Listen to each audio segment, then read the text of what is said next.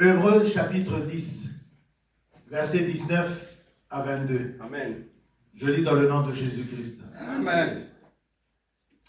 Ainsi donc, frères, puisque nous avons, au moyen du sang de Jésus, une libre entrée dans le sanctuaire, par la route nouvelle et vivante qu'il a inaugurée pour nous au travers du voile, c'est-à-dire de sa chair. Et puisque nous avons un souverain sacrificateur établi sur la maison de Dieu, approchons-nous avec un cœur sincère, dans la plénitude de la foi, les cœurs purifiés d'une mauvaise conscience et le corps lavé d'une eau pure. Amen. Amen. Vous pouvez vous asseoir. Alléluia. Amen. Le thème de ce matin, c'est le sang de Jésus. Amen. Le sang de Jésus-Christ. Dans la lecture que nous venons de faire, la parole nous parle d'une entrée libre dans le sanctuaire par une nouvelle route. Amen. Amen. S'il y a une nouvelle route, ça veut dire qu'il y avait une ancienne route. Amen.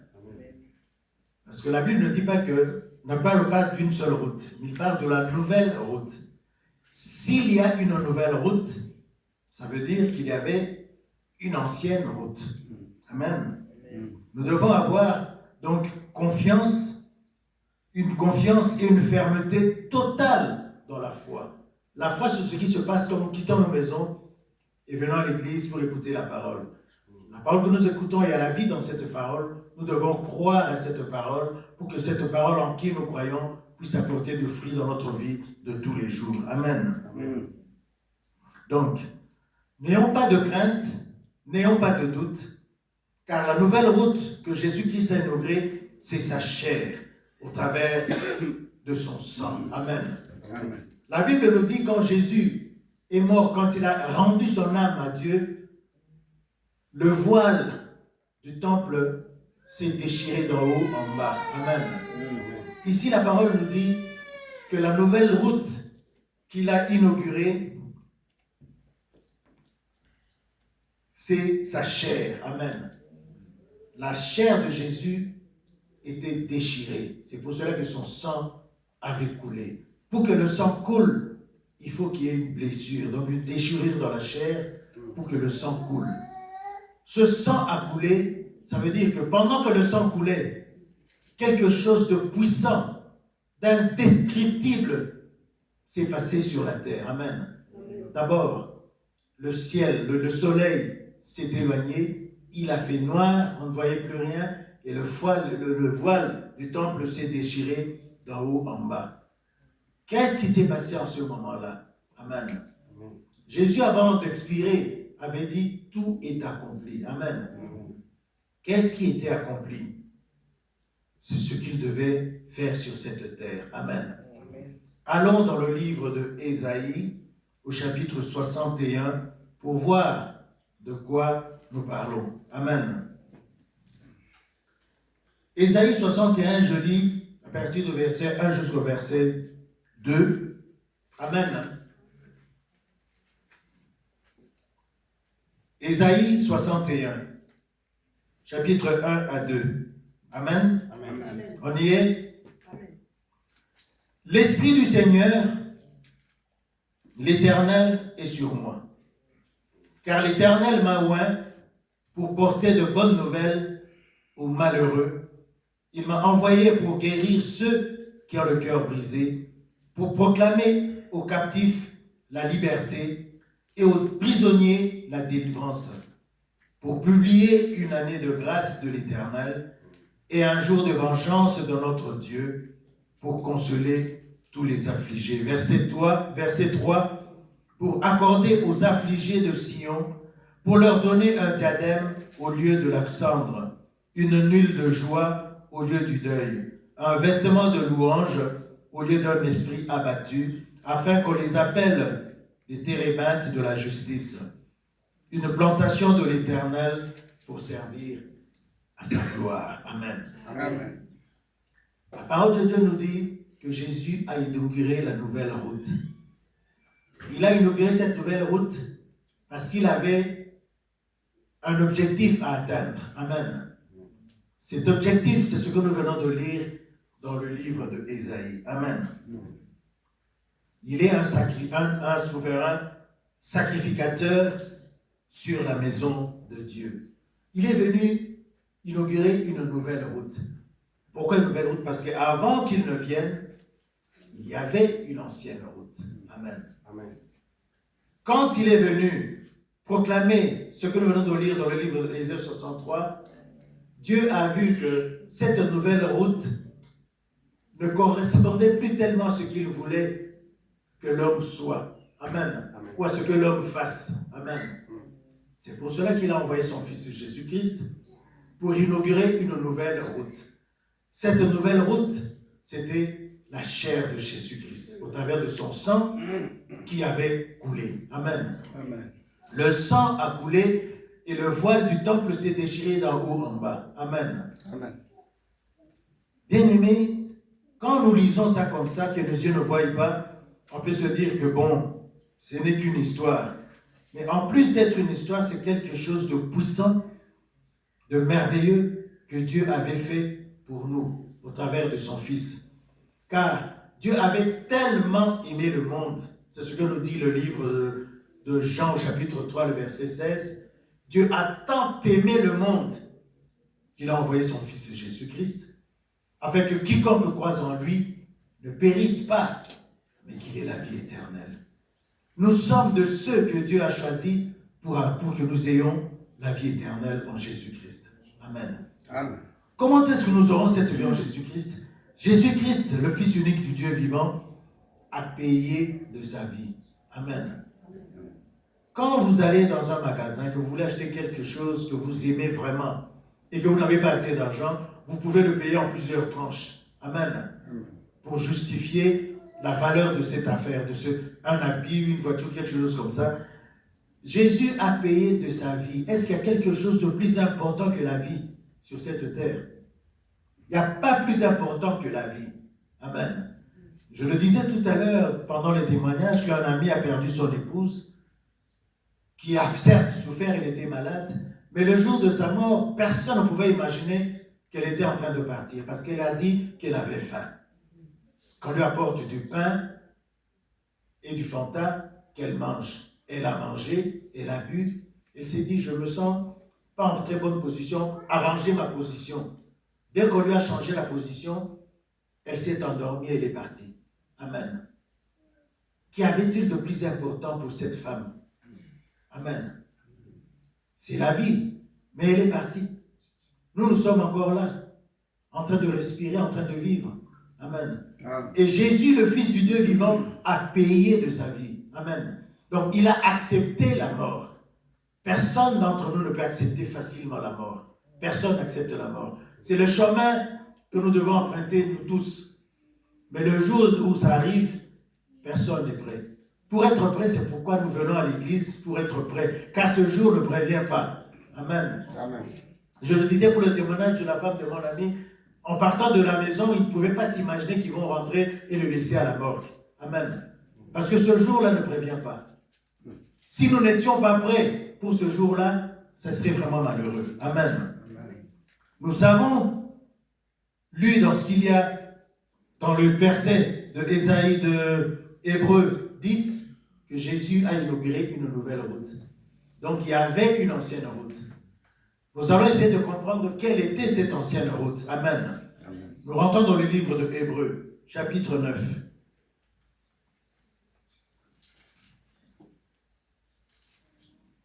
Hébreux chapitre 9, nous lisons à partir du verset 17, pour bien comprendre cette ancienne route. Je lis dans le nom de Jésus-Christ, Hébreux 9, à partir du verset 17.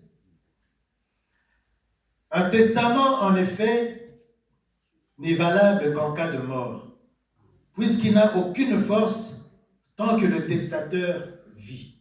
Amen. Amen.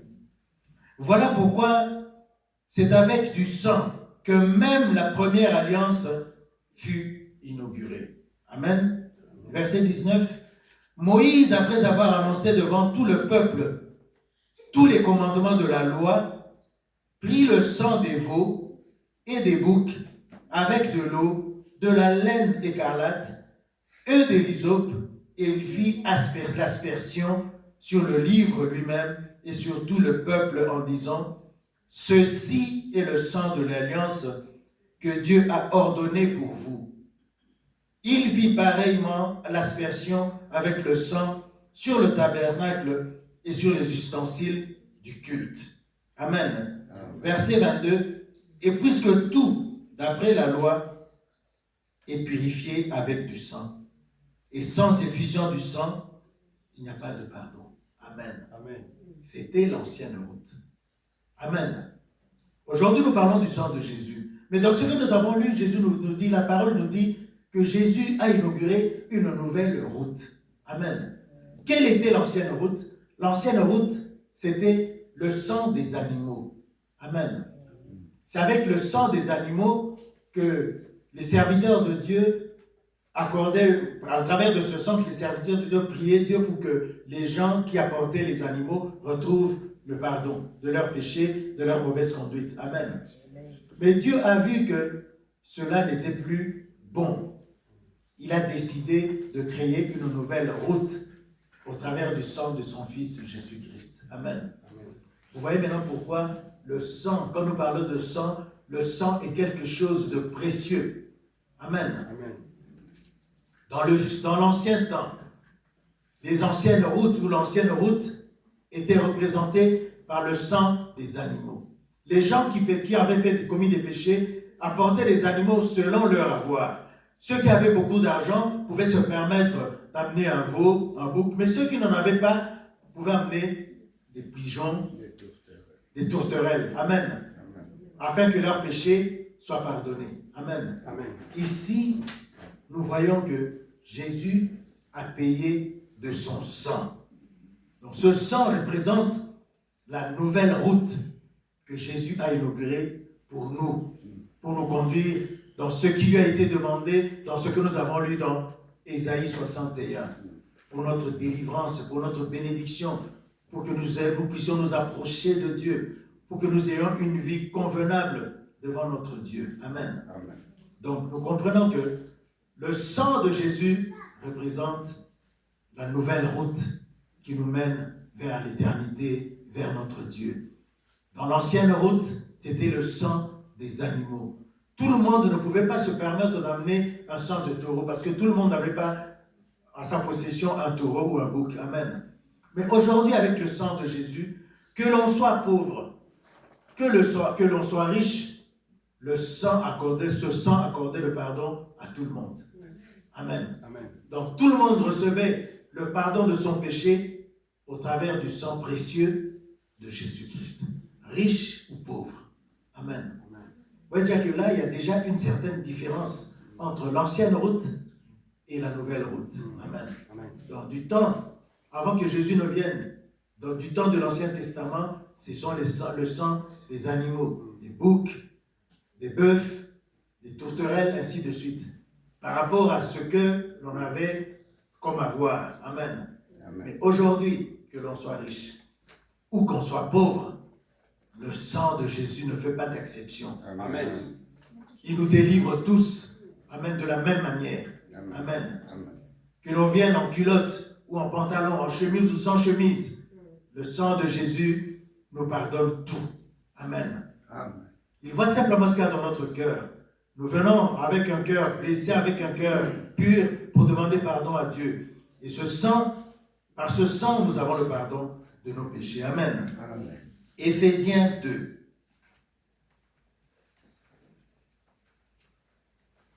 Éphésiens 2, nous lisons le verset 13.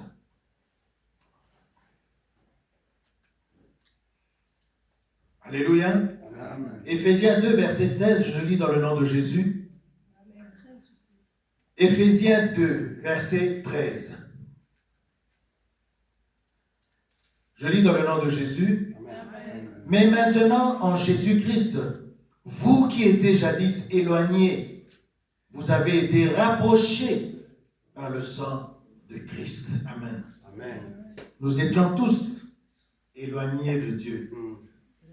par notre mauvaise conduite, par nos péchés. Tout ce que nous faisions avant de connaître Jésus nous éloignait de Dieu.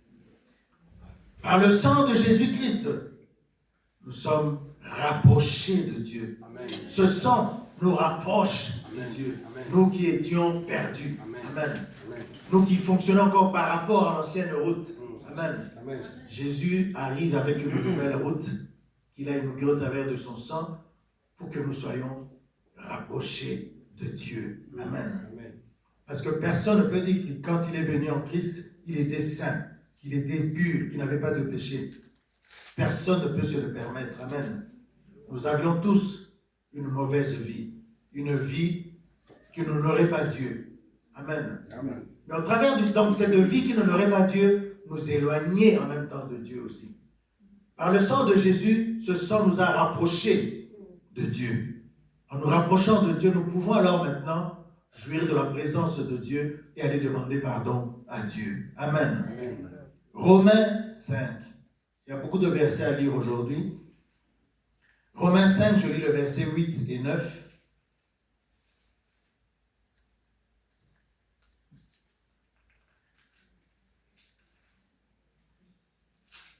Je lis dans le nom de Jésus. Amen. Romains 5, versets 8 et 9. Mais Dieu prouve son amour envers nous en ce que lorsque nous étions encore des pécheurs, Christ est mort pour nous. À plus forte raison donc, maintenant que nous sommes justifiés par son sang, serons-nous sauvés par lui de la colère. Amen. Dieu était en colère contre nous, parce que nous étions des pécheurs. Amen. Mais malgré que nous étions des pécheurs, malgré que Dieu était en colère, il nous a tellement aimés qu'il a envoyé son Fils Jésus-Christ, afin que quiconque croit en lui ne périsse pas, mais qu'il ait la vie éternelle. Amen. Amen. Donc par le sang de Jésus, nous sommes justifiés. Ce sang nous justifie. Nous étions pécheurs, mais par ce sang, nos péchés sont pardonnés. Nous sommes des nouvelles créatures. Amen. Amen. Parce que quand nous recevons Jésus-Christ, l'ancienne vie que nous menions est enterrée. On n'en parle plus. Dieu n'en parle plus. Nous commençons avec Jésus-Christ une nouvelle vie. Amen. Amen. Colossiens 1.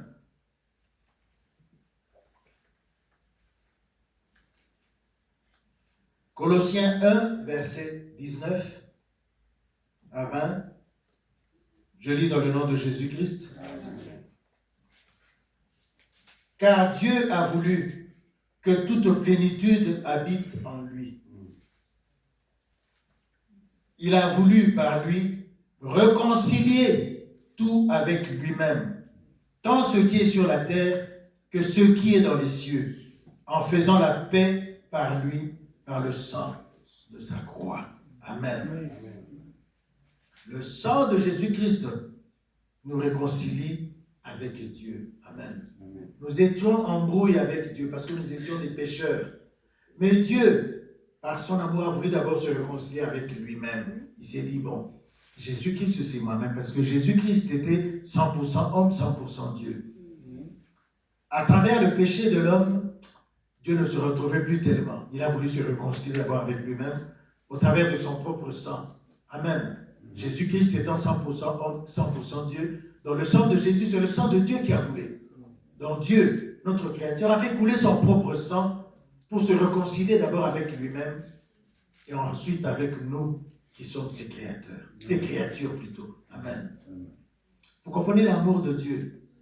Il nous a tellement aimés qu'il s'est dit, malgré que je n'ai qu'un seul fils, et je me suis fait un seul fils, je vais sacrifier cette vie pour sauver le peuple que j'ai créé. Car je n'aimerais pas qu'au dernier jour, ce peuple périsse.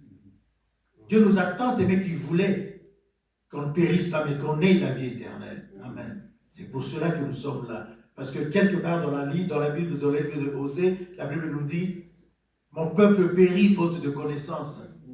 Dieu ne veut pas que nous puissions mourir. Il veut que nous ayons la connaissance. Cette connaissance, c'est ce que nous lisons dans les Écritures, au travers des Écritures. Amen. Amen. Nous devons lire les Écritures, écouter les Écritures, méditer l'Écriture. Ainsi, nous aurons la connaissance. Et cette connaissance nous permettra de jouir de la vie éternelle. Amen. Amen. Marc chapitre 14.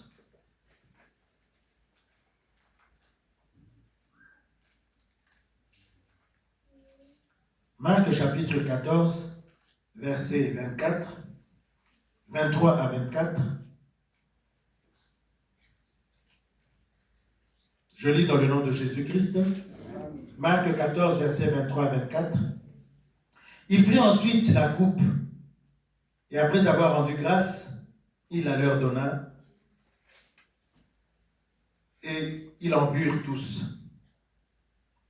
Et il leur dit, ceci est mon sang, le sang de l'alliance, qui est répandu pour plusieurs. Amen. Amen.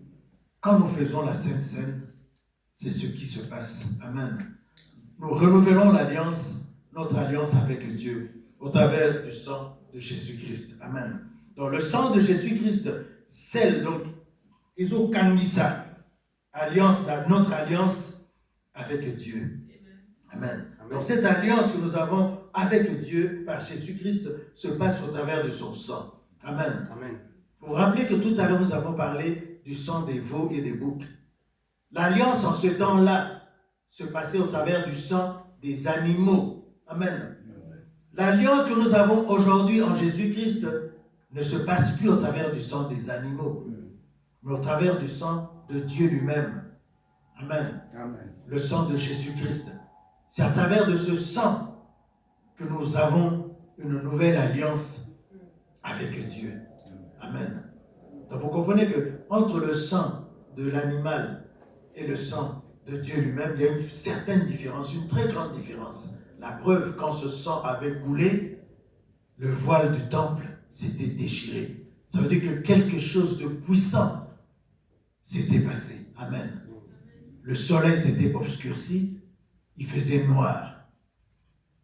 Pour ne pas voir le Dieu lui-même quitter ce monde et aller dans la mort. Amen.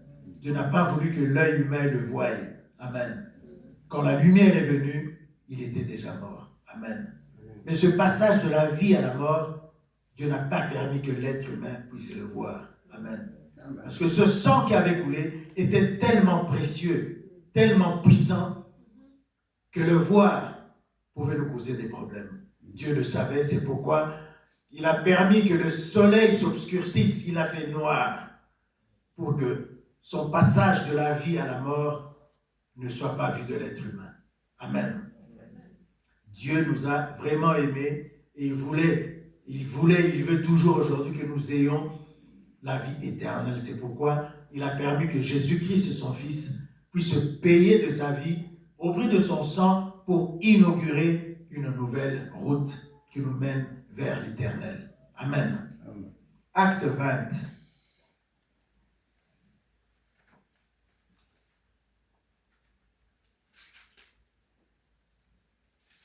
Acte 20, verset 28. Je lis dans le nom de Jésus-Christ.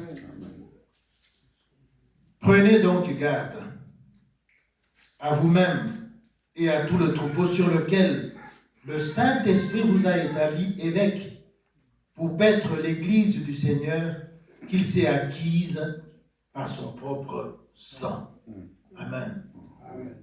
Donc quand nous nous mettons debout ici pour parler au peuple de Dieu, nous devons faire très attention à ce que nous disons. Amen. Parce que cette même parole que nous adressons au peuple de Dieu nous est aussi adressée.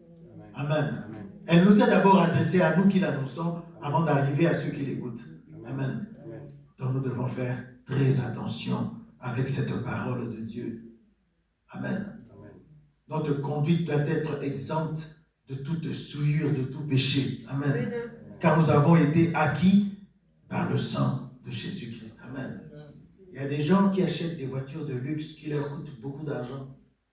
Mais le sang de Jésus est plus précieux que l'or, que l'argent que nous utilisons pour acheter les voitures de luxe, pour payer le gaz et l'électricité.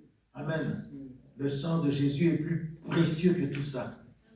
Amen. Amen. Donc, quand on nous parle de sang, quand nous invoquons le sang, imaginons derrière de nous, dans nos pensées, que ce sang fait des grandes choses dans nos vies. Et le monde de ténèbres a peur de ce sang-là. Amen. Il n'aime pas être en contact avec ce sang-là. Il est tellement puissant, ce sang, que quand nous l'invoquons tous les jours, perpétuellement, donc tous les jours de notre vie, dès le jour où nous acceptons Jésus comme Seigneur et Sauveur de notre vie, il intercède pour nous auprès du Père. Alors pendant qu'il intercède pour nous auprès du Père, son sang crie. Il crie pour nous. Amen. Dans l'Ancien Testament, quand Caïn et Abel ont vécu, quand Caïn a tué son frère, le sang de son frère criait. C'est le cri du sang de son frère que Dieu avait entendu. Amen. Aujourd'hui, c'est le cri du sang de Jésus que Dieu écoute. Amen. Amen. Le sang précieux. Imaginez un peu le sang d'Abel qui n'avait pas reçu Jésus comme Seigneur et Sauveur de sa vie, mais qui marchait correctement. Son sang avait crié et Dieu avait entendu. Et vous et moi aujourd'hui qui avons Jésus dans notre vie, quand le sang de Jésus crie, le Père ne l'entend-il pas? Amen. Amen. Alors arrêtons d'avoir des craintes. Arrêtons d'avoir des doutes quand la parole de Dieu nous est annoncée. Amen. Amen. Ayons la foi. Parce que nous sommes là, parce que nous avons la foi. Nous devons faire grandir cette foi qui nous amène, qui nous promet l'espérance des choses que nous ne voyons pas de nos yeux, mais que nous devons voir dans notre cœur. Amen. Arrêtons de commencer à réfléchir de sorte que je dois voir pour croire. Quand nous réfléchissons comme ça, nous sommes à côté de la plaque. Nous devons d'abord croire. C'est après avoir cru que nous verrons s'accomplir les choses auxquelles nous espérons. Amen. Hébreux 9, nous allons tourner beaucoup autour d'Hébreux aujourd'hui. Nous retournons dans le livre de Hébreux, verset 9, chapitre 9, à partir du verset 13.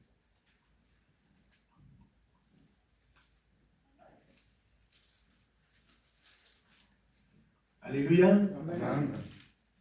Hébreux 9, verset 13, je lis dans le nom de Jésus. Amen. Car si le sang des taureaux et des boucs et la cendre d'une vache répandue sur ceux qui sont souillés sanctifie et procure la pureté de la chair, combien plus le sang de Christ qui par un esprit éternel s'est offert lui-même sans tache à Dieu, purifiera-t-il votre conscience des œuvres mortes, afin que vous serviez le Dieu vivant. Amen. Amen. La parole de Dieu nous explique ici que dans le temps, les sangs des taureaux, le sang, la cendre des vaches, répandus sur ceux qui avaient été souillés, étaient sanctifiés. Et maintenant, le sang de Jésus qui est au-dessus de tout ça, ne nous purifiera pas-t-il? Le sang de Jésus qui est précieux nous justifiera, nous lavera de toute souillure dans nos œuvres mortes qui ont conduit nos vies. Amen. Amen. Nous avons reçu des mauvaises habitudes venant de nos ancêtres, de nos parents, mais aujourd'hui, tout cela doit être banni. Parce que nous ne vivons pas selon l'ancien temps, selon l'Ancien Testament, mais nous vivons selon la nouvelle route par le sang de Jésus-Christ. Amen. Par cette nouvelle route que nous vivons aujourd'hui, nous devons avoir une vie convenable, une vie décente. Amen. On ne nous demande pas de porter des habits propres, mais ce que Dieu nous demande, c'est d'avoir un cœur pur, un cœur propre, un cœur dans lequel il n'y a aucune souillure. Amen. Parce que la Bible nous dit, quand nous pouvons faire le bien et que nous ne le faisons pas, nous commettons un péché. Ce péché que nous commettons met une tache dans notre cœur. Amen. Parce que nous l'avons fait sciemment, nous l'avons refusé de porter secours à quelqu'un à qui nous pouvions le faire. Mais en refusant de le faire, nous commettons un péché. Ce péché s'attache comme souillure dans notre cœur. C'est ce que Dieu ne veut pas pour nous. Que nous n'ayons pas ce genre de vie. Il voudrait pour nous une vie de pureté, une vie de sainteté. Bien aimé, est-ce que c'est difficile? Oui, on peut dire que c'est difficile. Mais Tout ce qui est difficile n'est pas impossible. Amen. Là, comprenons-nous bien. Quand on dit difficile, ne veut pas dire impossible. Amen. Difficile veut dire qu'il faut certains efforts. Il faut faire plusieurs efforts pour y parvenir. Mais c'est possible d'arriver. Amen. Mais impossible, c'est autre chose. Impossible n'est pas difficile. Amen. Mais la parole de Dieu nous dit que tout est possible à celui qui croit. Quand nous croyons en Dieu, quand nous croyons en Jésus-Christ, quand nous l'avons accepté comme Seigneur et Sauveur de notre vie, tout ce qui nous paraissait difficile devient possible. Ou qui nous paraissait impossible devient possible. Amen. Parce que quand nous vivons, la parole de Dieu nous dit, si nous vivons aujourd'hui, ce n'est pas nous qui vivons, mais c'est Christ que nous avons reçu qui vit au-dedans de nous. Amen. Quand est-ce que Christ vivra en nous? Quand nous mettrons cette parole que nous écoutons tous les jours en pratique dans notre vie de tous les jours. Amen. Quand nous devons faire un effort pour arriver au travail à l'heure. Amen. Sous peine de sanctions. Amen. Est-ce que nous imaginons les sanctions que nous pouvons avoir quand nous arrivons au culte en retard? Amen. Je bénis Dieu parce que je vois plusieurs frères et sœurs qui font l'effort de venir à l'heure. Amen. 5-10 minutes de retard, ça passe. Ça représente un effort. Quand, pour quelqu'un qui arrivait 1 heure en retard et qui commence à arriver 10 ou 15 minutes en retard, c'est un effort qu'il a fait. Amen. Mais il peut encore faire plus. Amen. Parce que ce qu'il ne pouvait pas faire hier, il l'a fait aujourd'hui. D'1 heure de retard, il arrive 10 minutes en retard, il a fait un effort. Ça veut dire que ce qui lui paraissait impossible devient possible. Donc, il peut encore gagner les 10 minutes qui lui restent. Amen. En continuant à faire les efforts, en demandant à Dieu de lui donner, de nous donner, parce que ce n'est pas facile pour nous tous. Amen. De se réveiller à 6h, à 6h30, de s'apprêter et de sortir, d'arriver au culte à l'heure. Des fois, il y a des embouteillages en route. Il peut se passer plusieurs choses depuis notre départ de chez nous jusqu'à arriver à l'église. Amen. Donc, pour pallier à tout cela, il est préférable de quitter sa maison de bonne heure pour arriver au culte de bonne heure. Amen. Amen. Quand nous commençons le culte tous ensemble, c'est différent. Quand nous arrivons au culte en retard, il y a une étape que nous avons ratée. Amen. Que nous ne pourrons plus rattraper. Amen. Les autres ont commencé par adorer Dieu, par louer Dieu, par prier, ainsi de suite, prière de combat, prière pour l'église, prière pour les membres de famille, ainsi de suite. Vous arrivez, la parole avait déjà commencé. Tout ce que vous avez raté, vous n'allez plus le récupérer. Amen. C'est comme je vois les enfants qui cherchent leurs parents, les enfants qui ont été adoptés et recherchent leurs parents et arrivent à les retrouver. Mais tout ce temps, il y en a qui passent 15-20 ans sans connaître leurs parents biologiques. Mais le jour où ils retrouvent ses parents, est-ce qu'ils pourront rattraper tout le temps qu'ils n'ont pas vu les parents? Bien aimé, ce n'est pas possible. Ce n'est pas possible. Moi-même qui vous parle, quand j'ai quitté le Congo, mes garçons avaient 6-7 ans. Amen. Quand je les ai revus ici en Belgique, ils avaient dépassé 15 ans. Je ne peux pas rattraper ce temps où je ne les ai pas vus grandir. Amen. Même avec toute la bonne volonté qu'on peut imaginer avoir, c'est impossible. Les 10 ans qu'ils ont grandi, où je ne les ai pas vus grandir, je ne pourrai jamais les rattraper. Amen.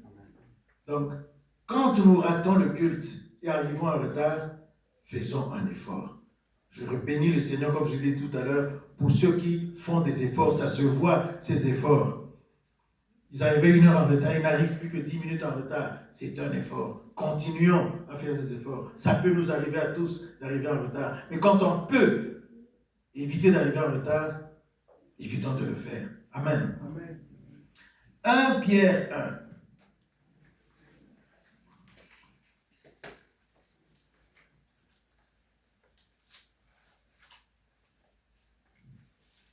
Ici, ça va être un peu long, mais ça vaut la peine. Amen. Amen. 1 Pierre 1, je lis à partir du verset 15 jusqu'au verset 21. Amen. Amen. Je lis dans le nom de Jésus. Amen. Mais puisque celui qui vous a appelé est saint, vous aussi soyez saints dans toute votre conduite.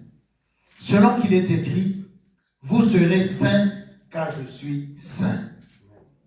Et si vous invoquez comme Père celui qui juge selon l'œuvre de chacun, sans acception de personne, conduisez-vous avec crainte pendant le temps de votre pèlerinage, sachant que ce n'est pas par des choses périssables, par de l'argent ou de l'or que vous avez été rachetés de la vaine manière de vivre que vous aviez hérité de vos pères, mais par le sang précieux de Christ, comme d'un agneau saint, comme d'un agneau sans défaut et sans tache, prédestiné avant la fondation du monde et manifesté à la fin des temps à cause de vous, qui par lui croyez en Dieu, lequel l'a ressuscité des morts et lui a donné la gloire, en sorte que votre foi et votre espérance reposent sur Dieu. Amen. Amen. La parole ici est claire. Amen. Amen. Puisque celui qui vous a appelé est saint. C'est Dieu qui nous a appelés. Il est saint. Amen. Donc, il voudrait aussi que nous soyons saints. Si nous ne sommes pas saints, cela ne plaira pas à Dieu. Nous devons donc avoir une conduite convenable, car vous serez saints car je suis saint. Amen. C'est selon ce qui est écrit. Vous serez saints car je suis saint. Donc, en le recevant comme Seigneur et Sauveur de notre vie, Dieu, dans son intimité, dans son amour, il voudrait que nous soyons saints. Amen. Alors, quand nous ne sommes pas saints, Dieu n'est pas content. Amen. Parce que ce sang de Christ crie tous les jours pour nous, afin qu'à chaque jour de notre vie, une souillure puisse tomber. Amen. Si on avait 10, à chaque fois que nous élevons la voix pour invoquer le sang de Jésus-Christ, une souillure tombe. Et 9, et puis 8, et puis 7, et ainsi de suite. Parce que tout ne peut pas tomber en une fois. Amen.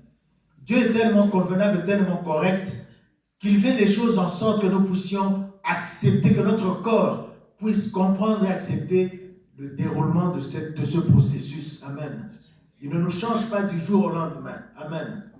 Mais du jour au lendemain, nous sentons que des changements s'établissent dans notre corps, dans notre vie de tous les jours. Amen.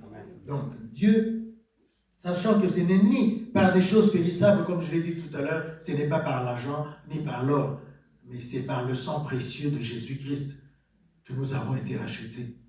C'est ce sang qui avait coulé. Amen.